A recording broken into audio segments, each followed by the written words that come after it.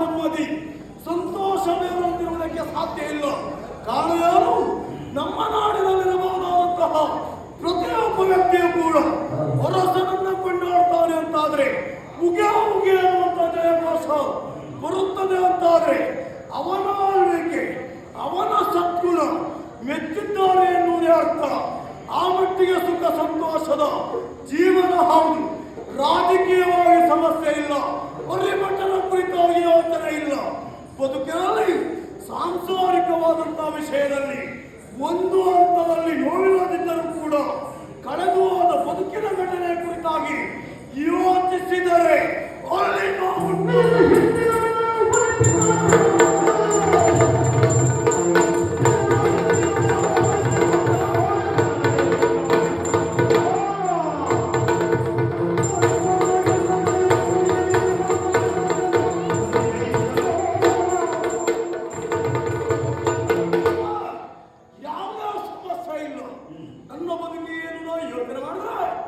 ಒಂದು ಯೋಚನೆ ನನ್ನ ಪಾಲಿಗೆ ಸದಾ ಕಾಲ ನನ್ನ ಮನಸ್ಸನ್ನು ನೋಯಿಸುತ್ತಾ ಇದೆ, ಅಲ್ಲ ಸುಡುತ್ತಾ ಇದೆಯಲ್ಲ.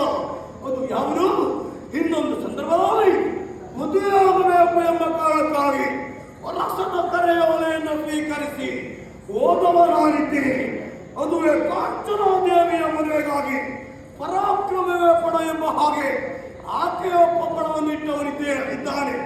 ಆ ಕಾಲಕ್ಕೆ ಆ ಪ್ರವಣ ಸೆಳೆಯುವುದರ ಮೂಲಕವಾಗಿ ಅಲ್ಲಿ ಸೇರಿರಬಹುದಾದಂತಹ ಸಕಲ ತಾರಿಣೀಶ್ವರ ಎದೆಯನ್ನು ಈ ಸಂಪರ್ಕೇತನ ಯೋಗ್ಯತೆ ಶಕ್ತಿ ಪ್ರದರ್ಶನ ಮಾಡಿದವನಾಗಿದ್ದೇನೆ. ಸರ್ವರನ್ನ ಗೆದ್ದ ಕಾಲಕ್ಕೆ ಆ ತರುಣಿ ನನ್ನ ವಶವಾದಳು.